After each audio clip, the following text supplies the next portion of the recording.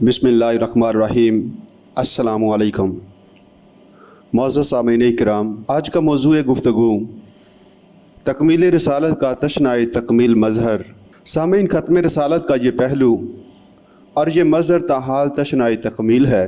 अल्लाह ताला ने भेजा हज़रत मोहम्मद सल्लल्लाहु अलैहि वसल्लम को ग़लबा-ए दीन के लिए, लियुज़हिरहु अलद्दीन कुल्लिही, ताकि दीन हक़ को गालिब कर दें तमाम अदियान पर, और भेजा पूरी नोह इंसानी के लिए।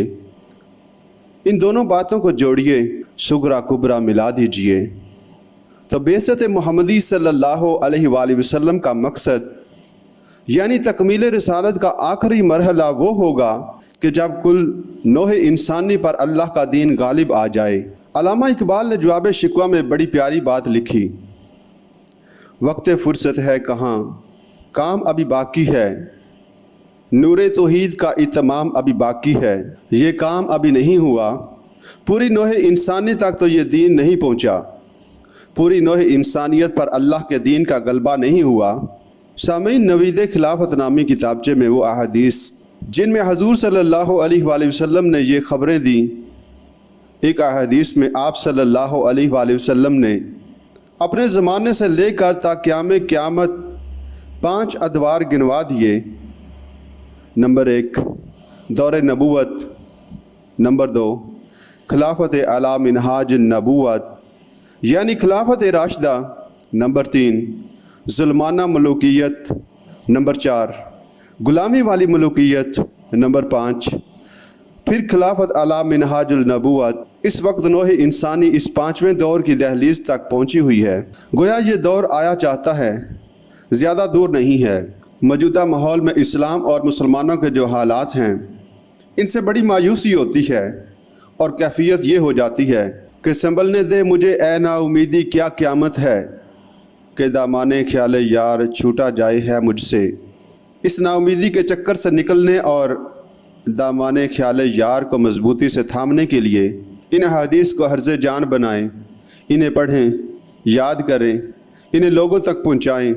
हज़रत सोबान रज़ी अल्लाह ताला अन्हु रवायत करते हैं कि रसूलुल्लाह सल्लल्लाहु अलैहि वसल्लम ने फरमाया, अल्लाह ताला ने मेरे लिए कुल ज़मीन को लपेट दिया या सुकेड़ दिया, तो मैंने इसके तमाम मशरक़ और मगरिब देख लिए। और सुन रखो, मेरी उम्मत की हुकूमत इन तमाम इलाक़ों पर कायम होकर रहेगी जो ज़मीन को सुकेड़ कर और लपेट कर मुझे दिखा दिए गए। कोई शक है, कैसे हो सकता है कि दुनिया ख़त्म हो जाए और हज़रत मोहम्मद सल्लल्लाहु अलैहि वसल्लम पर तकमील रिसालत का ये मज़हर पूरा ना हो कि कुल रोही अर्ज़ी पर हज़रत मोहम्मद सल्लल्लाहु अलैहि वसल्लम का लाया हुआ दीन हक़ इसी तरह गालिब हो जाए जैसे आप सल्लल्लाहु अलैहि वसल्लम के दस्ते मुबारक से जज़ीरा नुमाए अरब में जा अल हक़ व ज़हक़ल बातिलु की शान से गालिब हुआ था। इसके लिए आप सल्लल्लाहु अलैहि वसल्लम ने तकलीफ़ें झेली, मुसीबतें बर्दाश्त की, कुर्बानियाँ दी। सैकड़ों सहाबा इकराम रज़ी अल्लाह ताला अन्हों ने जानों का नजराना पेश किया। एक एक सहाबी की जान हम जैसे लाखों की जानों से बढ़कर कीमती है। हज़रत हमज़ा रज़ी अल्लाह ताला अन्हों की जान की कीमत का हम क्या अंदाज़ा लगाएं। ये जानें दी गईं, तब दीन गालिब हुआ और उसे पूरी दुनिया पर गालिब होना है, वरना हज़रत मोहम्मद सल्लल्लाहु अलैहि वसल्लम पर तकमील रिसालत का तकाज़ा पूरा नहीं होगा। कैसे मुमकिन है कि दुनिया ख़त्म हो जाए और हजूर सल्लल्लाहु अलैहि वसल्लम पर तकमील रिसालत का ये तकाज़ा कि कुल रूह अर्ज़ी पर आप सल्लल्लाहु अलैहि वसल्लम का लाया हुआ दीन नाफिज होना है, पूरा ना हो। एक और हदीस जो हज़रत मिक़दाद बिन असवद रज़ी अल्लाह ताला अन्हु से मरवी है, इसमें हजूर सल्लल्लाहु अलैहि वसल्लम के ये अल्फाज नकल हुए, इस रोह अर्ज़ी पर ना कोई ईंट गारे का बना हुआ घर बाकी रहेगा, ना ही कंबलों का बना हुआ कोई खेमा बचेगा जिसमें अल्लाह कलमा इस्लाम को दाखिल ना कर दे। ये होकर रहेगा।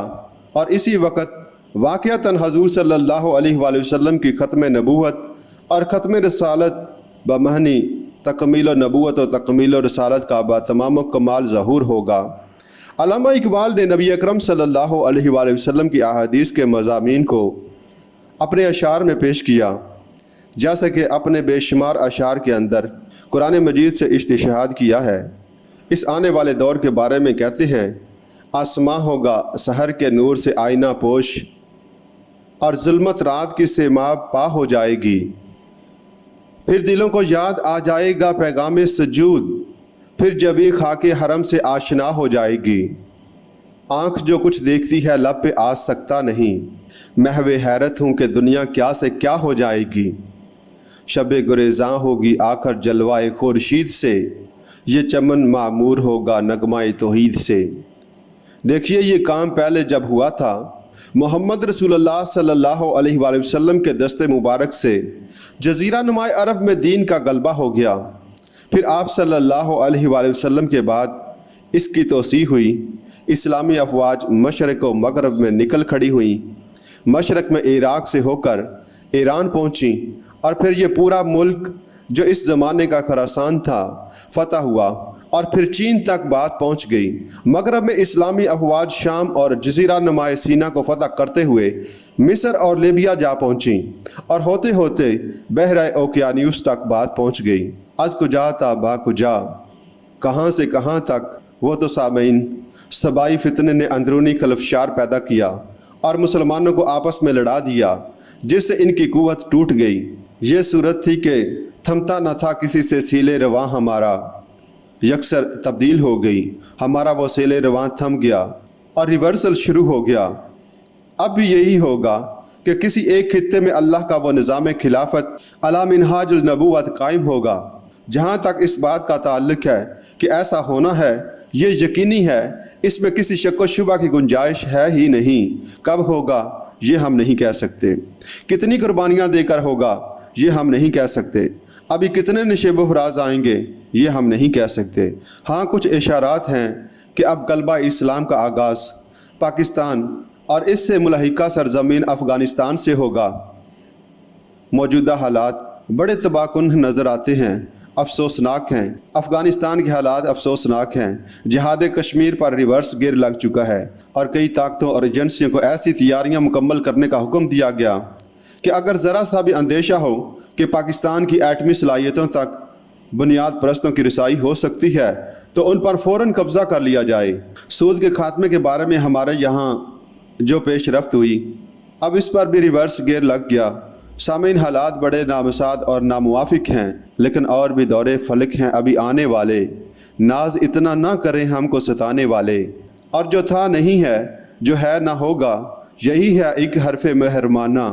ظاہر بات ہے کہ کوئی بھی حالات ہمیشہ کے لیے نہیں ہوتے، لیکن میں یقین کے ساتھ کہہ سکتا ہوں کہ انشاءاللہ العزیز اسی خطہ ارضی سے غلبہ اسلام کا آغاز ہوگا، اس لیے کہ اللہ تعالیٰ نے 400-500 سال سے اس کی تمہید کی ہے، اور اللہ تعالیٰ کی مشیت میں پاکستان سے کوئی بڑا کام لینا مقصود ہے۔